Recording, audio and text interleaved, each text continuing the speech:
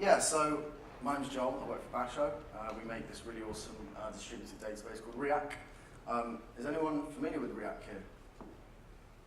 A couple of people. Is anyone working with eventually consistent systems like Cassandra or Voldemort? Or cool. So this talk is around this topic. So I'm going to talk about CRDTs, what they're good for, and why you should use them. And I'll also begin by explaining some of the problems that we face when dealing with eventual consistency. So my name's Joel. As I said, I work for Basho. I'm a technical evangelist, and you can find me at these places. Okay, so CRDTs solve a very specific problem. And I want to be clear that they only really solve one problem. And that is a problem, that problem is one of many that we face when dealing with eventual consistency. So eventual consistency is a consistency model used in distributed computing that informally guarantees that if no new updates are made to a given data item, eventually all accesses to that item will return the last updated value. And what this basically means is the usual guarantees that we expect from a database are sacrificed. The only guarantee we actually have is that eventually the system will converge on a value or set of values for a given data item. So eventual consistency is not a feature. No one goes out there and says, hey, yeah, I want eventual consistency. It's not something you want from a system, but it's a trade-off you make to gain some very valuable properties. And no one wants it, but you're willing to live with it to get other things like high availability or the ability to scale. And scaling databases is hard.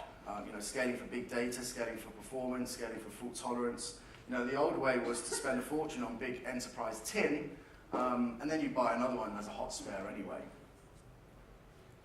But then cloud companies like Google and Facebook, etc., went the other way. They use cheap, replaceable commodity hardware and scale out. And this is quite easy at the web server CDN layer, a little bit harder for application servers, but it's still pretty hard at the database layer. I mean, look at the size of Google and Facebook's engineering teams. So services are now built on systems where components fail. We expect them to fail, and it doesn't matter. Distributed systems. Eventual consistency can buy you fault tolerance by replicating your data to multiple machines. Another thing you can achieve is low latency through geo-replication, many redundant copies. And latency matters. In a distributed system, consensus for consistency takes time. And time is money, right? Amazon found that for every 100 milliseconds of extra latency costs them 1% in sales. And also Google found that an extra 0.5 seconds in search page generation dropped traffic by 20%. So distributing your computing over many machines can buy you fault tolerance, low latency, high availability, but at what cost? And Eric Brewer, who is the VP of Engineering at Google, and he's also on the board of Basho as well, conjectured there are 3 desirable properties in any distributed system: consistency, availability, and partition tolerance. And at any one time, you cannot have them all. And this has led to some confusion. Some people say pick 2, but you can't do that. Instead, it's a continuum. At one end is C, consistency, and the other is A, availability. And how your system behaves during a partition is a trade-off for C and A. And your system sits somewhere in between this continuum. And I like Daniel Abadi's PAC-LC, I think it's pronounced. It's not quite as catchy as CAP, but it makes sense. And what it illustrates is that consistency and availability are traded off against each other when a system is partitioned. But during normal operations, consistency is sacrificed for low latency. So at one end of the spectrum, you have these strongly consistent systems, and at the other end, you have these low latency or highly available systems. And there's like a slider in between. So when you're at the left, without failures, you have high latency for consensus. With failures, you have unavailability, but that is a choice you take to maintain strong consistency.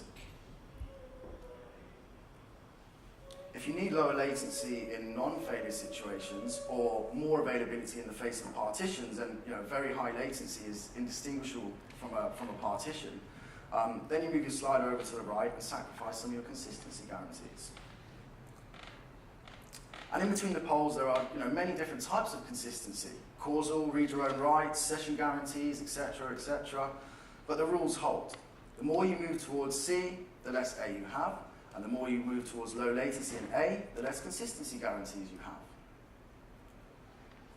have. Just a quick mention of some very detailed writing actually on this continuum and how to tune your database for different consistency needs can be found here, specific to Riak, of course. But also have a look at some work that Peter Bayliss did that actually shows that not all traditional relational databases are as consistent as you might think.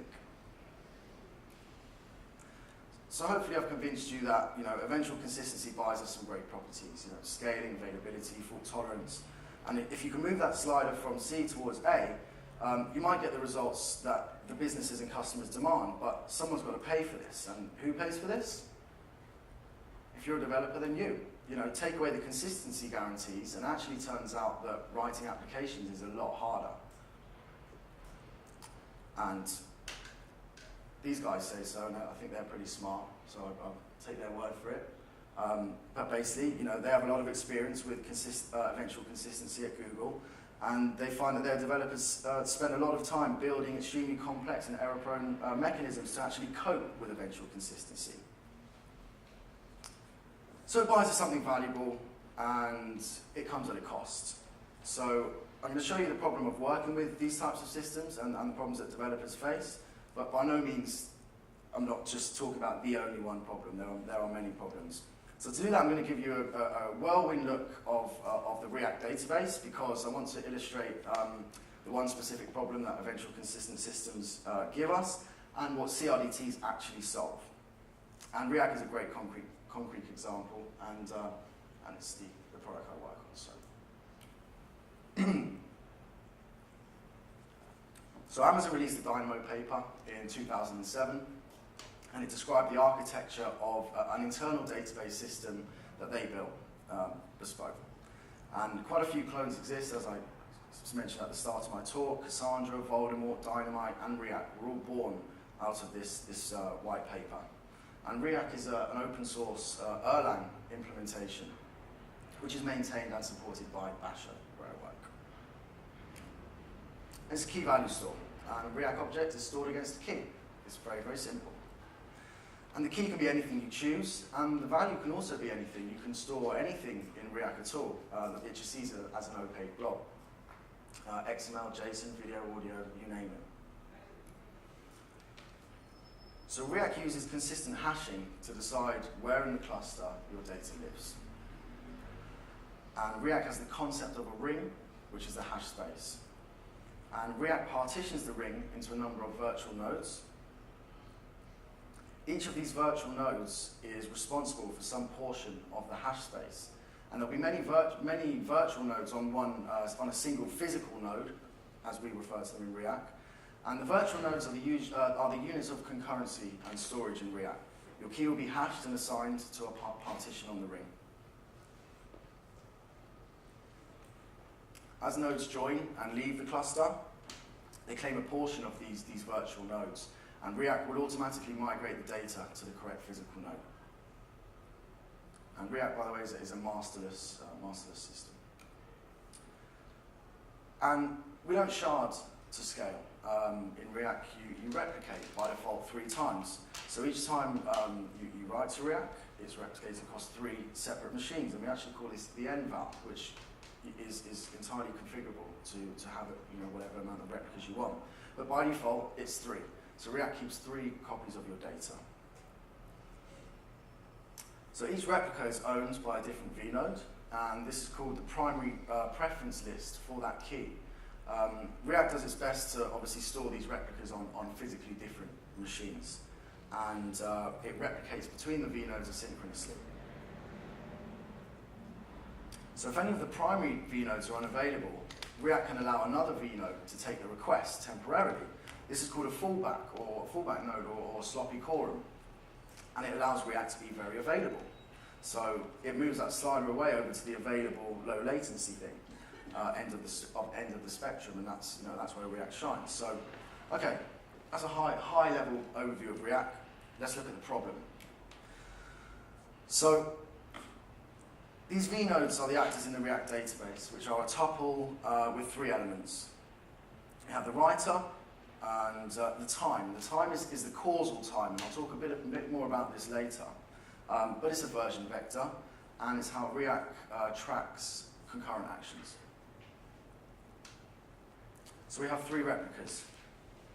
2 agree on a current value, but 1, B, has taken a different write at a time that is concurrent with A. A's write. So what should your database do now? There are a number of current resolution strategies. The most common 2 are last write wins, timestamp-based resolution, and multi-value. So Cassandra always uses last write wins, and Riak can use last write wins, and we have a consistent view of the data, right? But is it correct? You know, we've lost something here. In his Jacobson work, Carl Kingsbury showed that last write wins means write losses. You're throwing some data away. So that is, if all your writes actually matter, dropping a losing write based on a timestamp might not be the best idea, or suited to your requirements. So DYNAMO and Riak, and I believe Voldemort as well, and some other systems, keep all the values, all the divergent copies if it doesn't know. And it uses version vectors to ensure that only causally concurrent values are kept, which we call syntactic merging. So when you read that key from Riak, the application, you, the developer, is presented with multiple values for that piece of data. And this can be quite a surprise the first time you encounter it, especially if you're used to a strongly consistent database as the source of truth. So what the developer must encode is semantic resolution, which means using the domain, the business rules, to determine how conflicting writes are resolved. And sometimes this is simple. Many companies already have a process for this. It isn't just in code, right? So imagine we have a travel agent, the database is down. The procedure is to take the booking over the phone and fill in a P17 QR35 form and file it for data entry later. And when the system is restored, you'll put the details in. But let's say the database was only down in the London branch. There's a network partition. The seat you sold on the flight over the phone is now gone. But the resolution rules exist, right? The premium miles flyer gets upgraded to business class, and the gold card guy gets a seat, on a bump to tomorrow's flight or something like that. The point is, your business probably already has some way of resolving these types of things, and it's not just in code. So let's look at the classic example from the DYNAMO paper. So data BAS. So you're shopping on Amazon, you don't know it, but the database is suffering from a lagging network link between nodes. You add a hairdryer to your cart, and it gets stored in node A. You add a pencil case to your cart, and it gets stored in node B. But node A and node B haven't been able to replicate to each other. So later you decide to check out. Thankfully the partition has been healed, or some proxy is talking to a quorum of nodes, and you have 2 shopping carts, each with a single item in it. So what's in the cart? What do we show the user? Do we pick one based on timestamp? You'll write a merge function. And the application can tell the database what the correct value is. And in this particular case, last write wins is not going to be any good. So in the Amazon paper, they say that a set union of the cart's contents merges them, and we're all good. Simples. So when we advise customers, we say write a merge function that is deterministic. And to be deterministic and not just saying 42, the function must be idempotent, since it may run many times over the same value or values. Associative, since it may merge A with B and then the result of that with C, or A with the result of merging B and C. And commutative, so that is any order of the items being merged may occur, and the result will always be the same, no matter how it happens. And we'll revisit these a bit later. But set union, in fact, has the properties. So our shopping cart is done, isn't it? We union the 2 carts, and the user has their items. But it's not that simple. What happens if you take things out of your cart?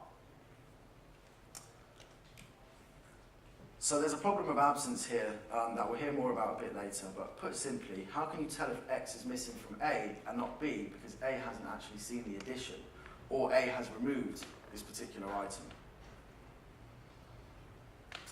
And it gets even harder still, what about multiple instances of the same item?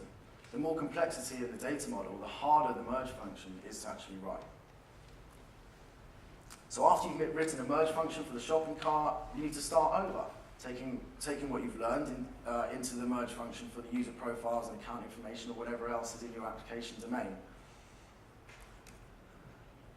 So there's some great properties that eventual consistency buys us, but they come at a price. And conflicting rights are one of those prices that we pay. But this is one problem which is now an answer, and that's where this talk comes from.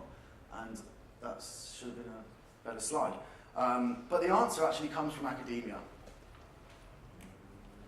CRDTs to the rescue. So CRDTs offer a principled approach to just writing a merge function. They provide a catalogue of primitive types that developers already know.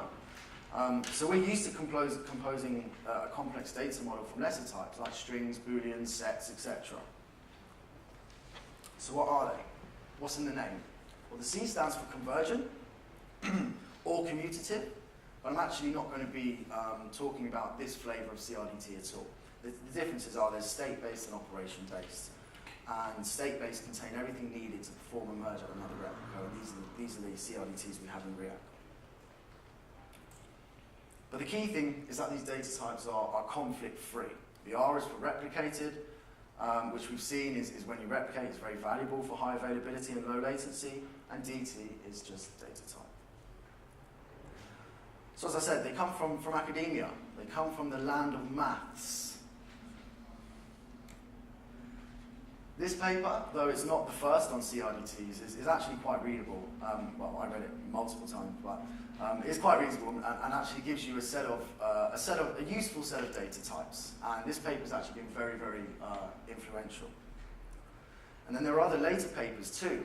But the point I want to make is that this is active research happening right now. So with related causality research coming in very, very handy, at this point I also wanted to mention the close working relationship that Basho and the researchers of this paper, especially Carlos Becerro, have been working very closely, and he's been working with Basho to feedback on our designs and our implementations. Okay, some maths.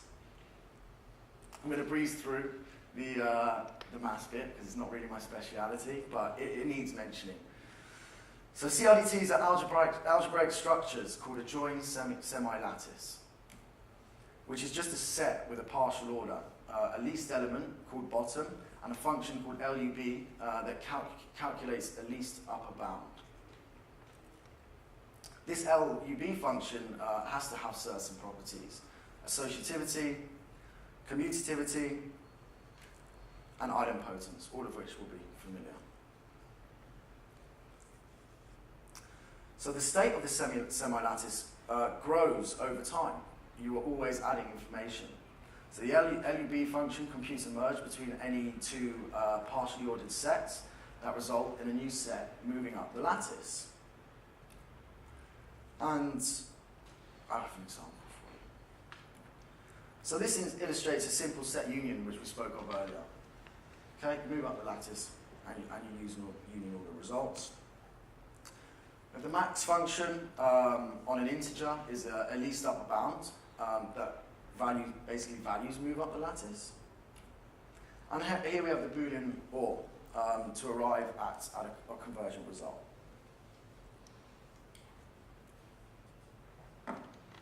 So the academics have discovered some structure that underpins the folklore.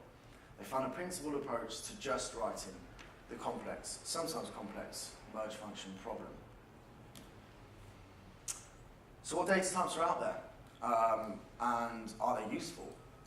So we've added a few of the most valuable to Riak 2.0, which is landing, I think, in the next 10 days. But these data types are actually ready to be used in other systems as well.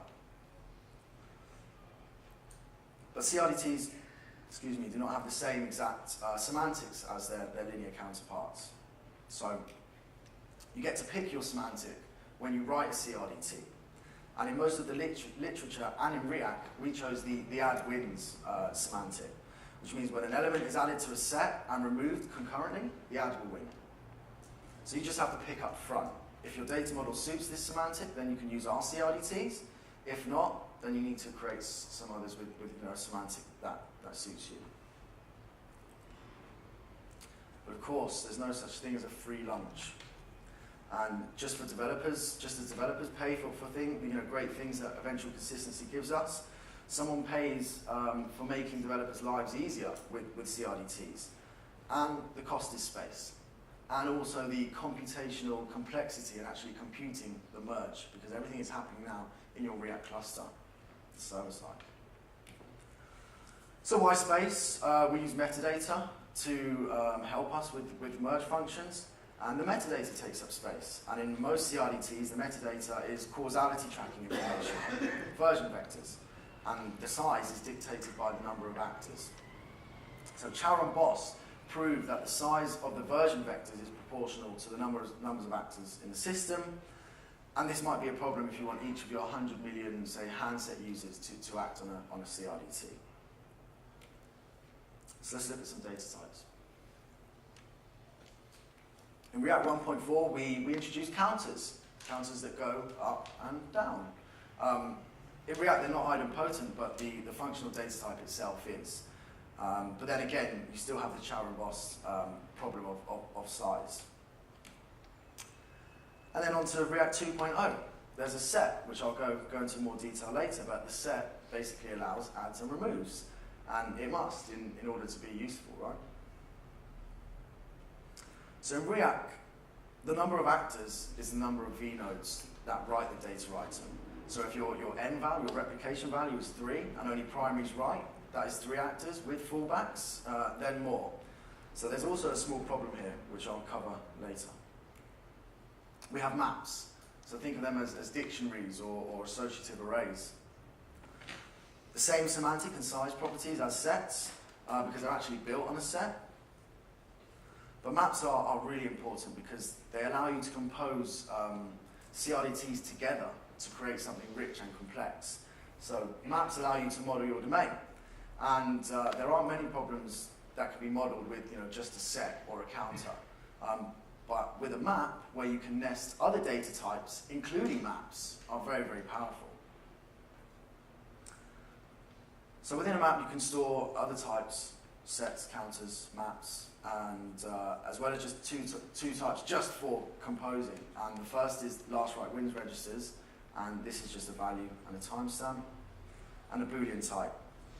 And that can be either enabled or disabled. It's still the add wins semantic as well, so if the Boolean is concurrently set, enabled or disabled, then enabled will win. So all these data types, and a few more, are open source in a purely functional Erlang library with no dependencies called Riak DT. So if you don't want to use them as they're plumbed into Riak, you can still use them in your own applications. And there's the repo for you. Okay, so I thought it'd be interesting to look at the different flavors of CRDT set and how we arrived at our implementation. So first, a quick recap on causality.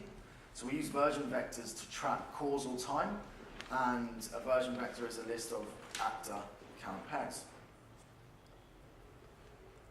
One version vector dominates another when it's from a causally later time. So version vectors capture concurrency if neither dominates the other. I'm just going crazy with that. If neither dominates the other. So these two sets of version vectors depict causally concurrent objects.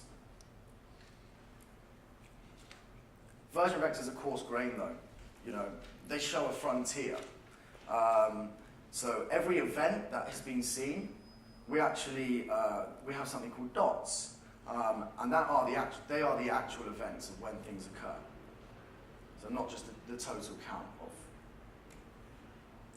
So in this version vector, B3 means events B1, B2, and B3 are seen. And we use this later to get rid of tombstones, tombstone metadata within sets. So I want to look at how a CRDT gets more complex as it gets useful. In the paper I mentioned there are a few sets, and later papers have even more designs. And the most simplest is a G set, a grow-only set. You can only add things to it. And adding the same item twice doesn't matter. It's a set, and add is idempotent. And the merge is simple. It would just be a set union. A G set has some uses, but it isn't generally useful because we can't remove things. So next the authors described a two-phase set, two-piece set, which is actually made of two sets, an add set and a remove set. So you can add stuff and remove it. But you can't re-add something that you've already removed. And the contents of the set are those items in the add set, not in the remove set. So it has its uses, but again, isn't really that useful. So next the authors actually describe something called a use set.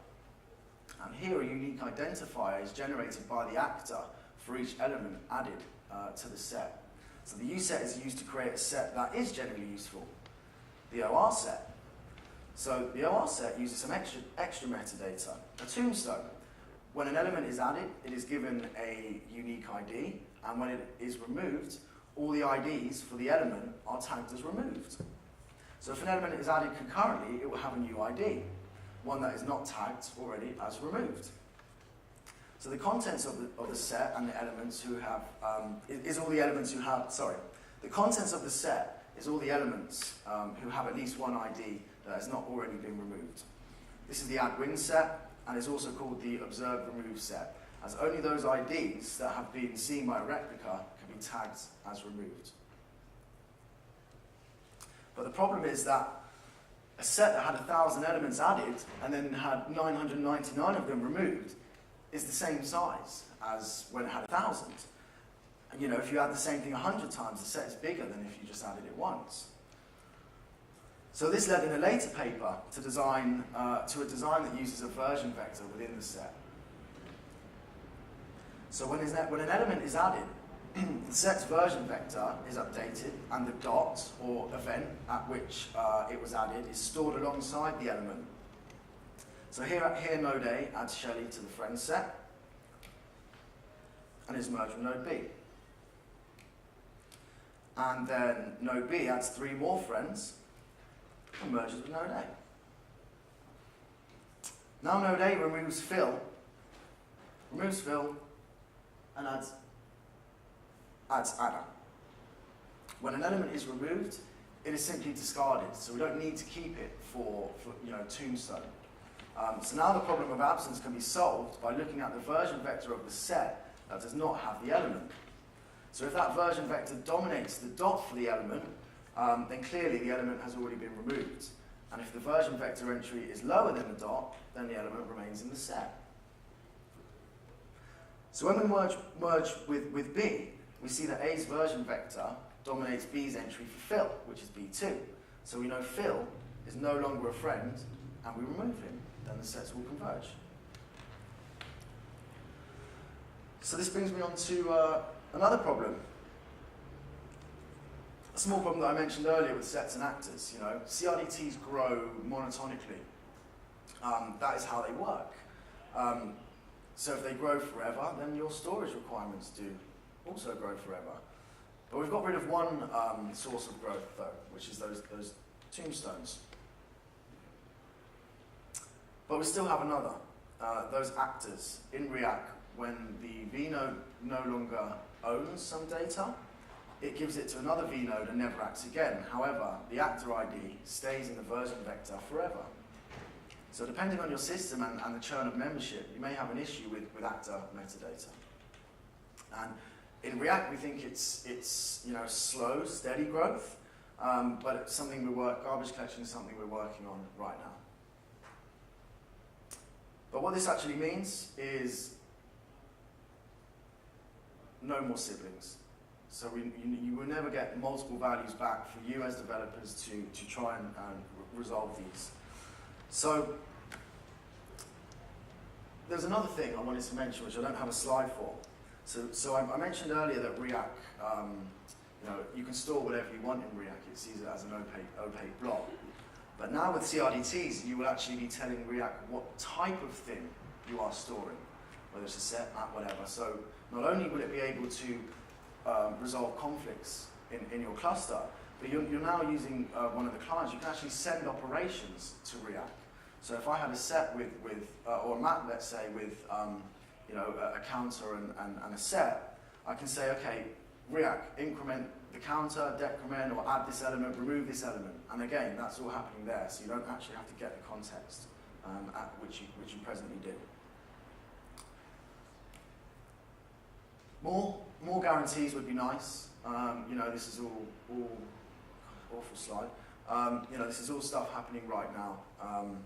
There is a new 3-year project funded by FP7 of the EU to discover what more can be done with these CRDTs. And Basho, Trifork, and Rovio, the guys behind Angry Birds. And a lot of EU universities are involved in a joint industrial and academic project. And they have a website if you want to stay informed. That's the end. Thank you for listening. Any questions? I haven't understood very well the removal of the tombstones. I would like to ask in particular, after the tombstones are removed, if one of the nodes dies and the sysadmin restores a previous version of the database where the database was still split, and then a merge is trying to be done between the database that was already merged, so without the tombstone, yes, and the restored database that was. So you will have a problem there. Then. That will cause a problem if you've written to one node and then that node dies before it has a chance to replicate. But with Riak, when you write to Riak, we have these configurable quorums. As I said, you can configure the amount of replicas, but also your read and write value. So when you write to Riak, and these are by default 2, so you will write to 2 nodes. The client will write to 2 nodes and then tell you it's a success, and then eventually, within milliseconds, it gets replicated to the 3rd node. So yeah, what you're saying is if you update that item and then that node dies, then you've got a problem if it hasn't had a chance to replicate. I have 2 questions. The first one would be, how do the keys look like in Riak? Well, you set the key. Only see the continuous value, and you can query by that value, and you can't. So you can query using the primary key. You can assign the key to be whatever you want, but we also have extra features, secondary indexing, which allow you to tag an object at write time with 1 or more other queryable values other than the primary key. We have MapReduce, though it's not like Hadoop. It's just useful for composing more complex queries. And we have full text search, which as of Riak 2.0 is brand new. It worked, but it wasn't great. We're not a search company, and there's companies that innovate on search out there. So we've actually, for Riak 2.0, integrated Solar on top of Riak. So every time you've got an instance of Riak, you've got Solar there as well, which of course you can turn off if you don't want it. But. Cool. The second question would be about if I have a Erlang client and I'm using the right database, what's the communication? What's the serialization? So we use protocol buffers. Yeah. You can use HTTP if you want, which is when I'm just developing and testing, I use HTTP. It's just nice, but for production, we recommend Google's protocol buffers because they're a lot more performant. And we've got a number of client libraries: Erlang, Java, Python, you name it. There's a client library available. So I can potentially use protocol buffer for communication with a Java client, or it doesn't matter. Yeah.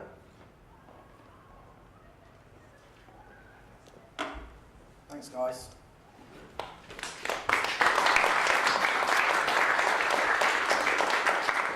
Thanks, Joel.